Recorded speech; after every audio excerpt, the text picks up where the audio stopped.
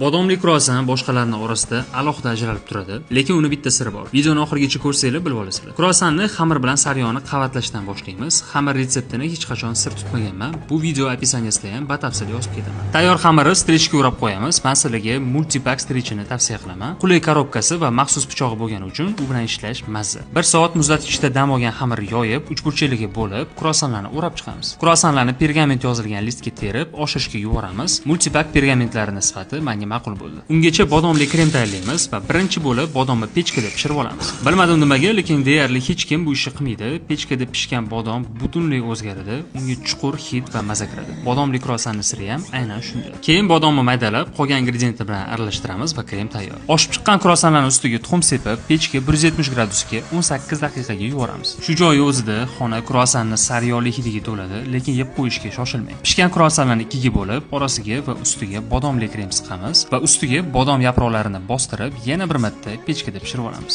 Ungacha o'zimizning yaxshi ko'rgan kofemizni damlab olamiz. Bodomli kruassanlar tayyor. Ustiga saharni pudra sepib, dasturxonga tortsangiz bo'ladi. Klassik kruassandan farqi yana ham qarsildoq va kuchli yong'oqli mazaga ega bo'ladi. Ishonch bilan ayta olaman, bu maza hech kimni befarq qoldirmaydi.